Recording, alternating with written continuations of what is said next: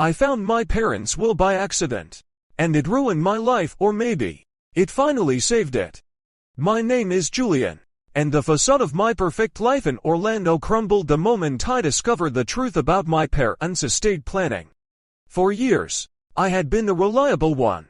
The one who moved to the Sun Belt to build a career while my brother, Silas, remained a ghost in the machinery of our family. I had been subsidizing my parents' lifestyle in their Windermere home for half a decade, covering the mounting property taxes, paying for high-end home maintenance, and ensuring their pantry was always stocked. I treated it as a sacred duty, believing that my contributions were merely an investment in the family's stability. I was the one who handled the logistics, the one who acted as their unofficial financial advisor, while Silas treated their house like a resort, floating through his 20s without a job or a shred of accountability. It happened on a humid Tuesday afternoon while I was at their place to help my father organize his digital files. I was tasked with scanning a stack of documents into his computer, a mundane chore that usually felt like a simple way to show I cared. I didn't intend to trespass on their privacy, but a folder titled Final Arrangements caught my eye among the clutter. Driven by a sudden, sinking intuition, I clicked the file. As I read through the legal language, the air in the room seemed to vanish. Every asset, the house on the lake, the modest savings, and the family heirlooms were bequeathed entirely to Silas. I was not mentioned in the document at all, save for a brief, boilerplate clause about their love for both sons. The irony was suffocating. I was the one keeping the roof over their heads, yet I had been entirely erased from the picture they were painting for the future. The realization hit me with the force of a physical blow. All those years of sacrificing my own vacations, skipping investments for my own future, and working late hours to ensure their bills were paid had been nothing more than an unpaid labor contract for a family that viewed me as a disposable resource. I felt the familiar weight of exhaustion, but this time, it was laced with a cold, sharpening rage. When my father walked back into the study, he saw the look on my face and realized the screen was open. There was no grand confrontation. There was only a pathetic, stuttering attempt at redirection. They didn't offer an apology or a justification. Instead, my mother arrived and offered a patronizing, hollow explanation, suggesting that because I was already successful and independent, I simply did not need the inheritance, whereas Silas required the safety net because of his failures. That was the turning point. The moment they articulated their logic that my competence was a reason to exclude me, and my brother's incompetence was a reason to reward him, the tether that bound me to their needs snapped.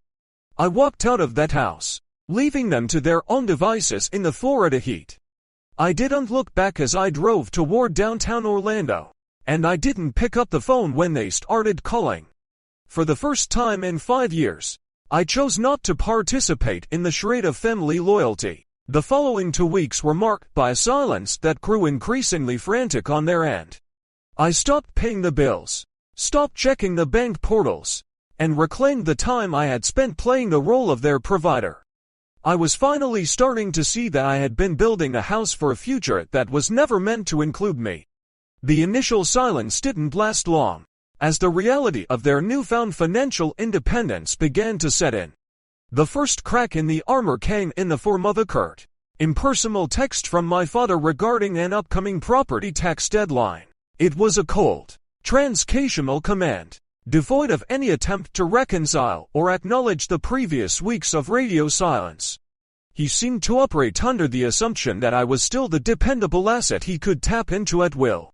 When I responded by redirecting the responsibility to Silas, the true panic began.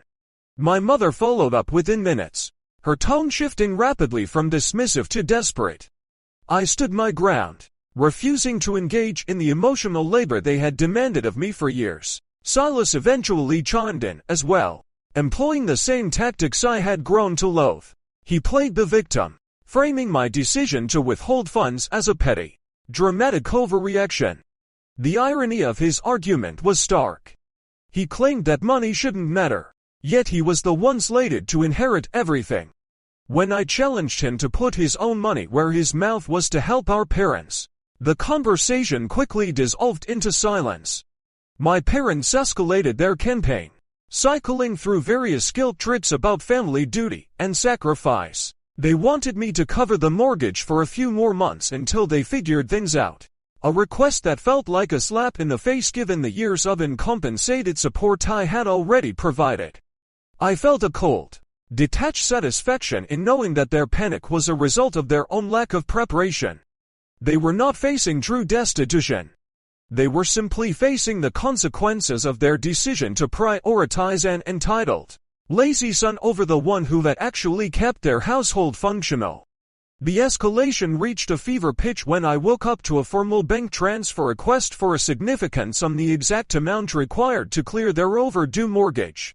There was no note, no apology, just the cold, entitled demand for a payout. I declined the request without a second thought. My phone began to ring incessantly, but I stayed firm. When they realized the digital manipulation was failing, they made the decision to escalate the situation physically. I was in the middle of a workday when the concierge at my apartment complex notified me that my parents and Silas were in the lobby, claiming an emergency. The audacity was staggering. They had driven across town to ambush me, assuming that the presence of my entire family would force me to fold. I made the decision to confront them, not out of a desire for closure, but to ensure they understood that the era of my submission was permanently over. Walking into that lobby felt like stepping out of a haze. I saw them standing there in a defensive formation, projecting their classic blend of disappointment and victimhood. When I refused to let them up and instead stepped out to meet them on my own terms, the air was thick with the weight of years of resentment.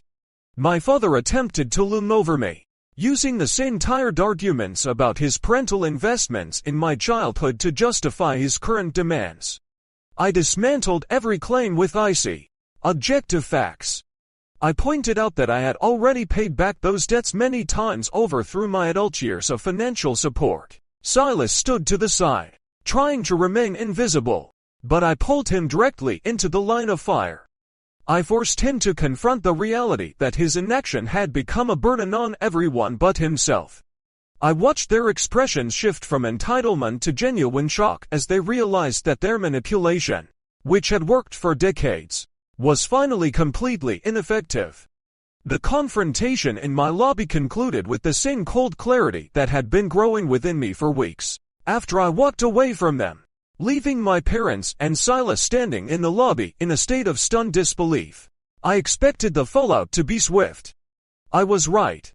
When the physical intimidation failed, they retreated to their primary battleground, social media.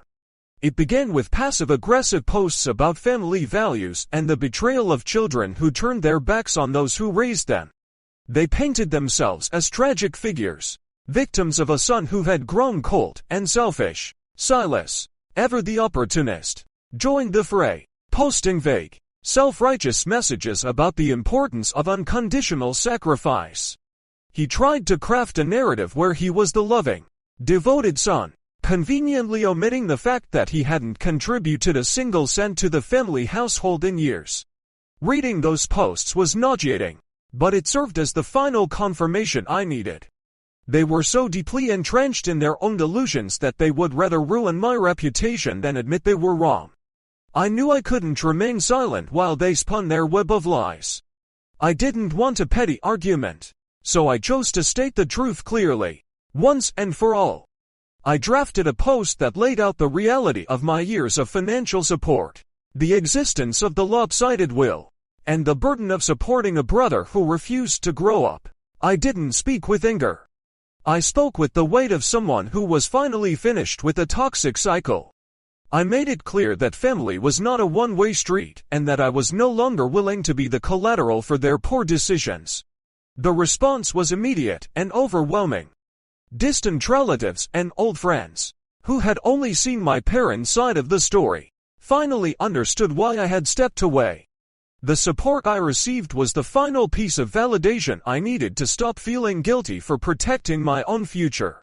My parents and Silas, however, reacted with vitriol. They messaged and called in a rage, claiming I had ruined the family image. But their words no longer held any power over me. I blocked them all, every number, every social media profile, without a hint of hesitation. In that moment of blocking them, the weight that had been crushing my shoulders for half a decade simply evaporated. I was finally free. I realized that my value as a person was never tied to the money I could provide or the problems I could solve for them. For the first time in my life, I was living entirely for myself, accountable only to my own standards. I had reclaimed my life from the people who had treated me as a disposable safety net. I don't regret the silence. I don't regret the distance. I have moved forward, surrounding myself with people who appreciate me for who I am. And for the first time, the future in Orlando feels entirely my own.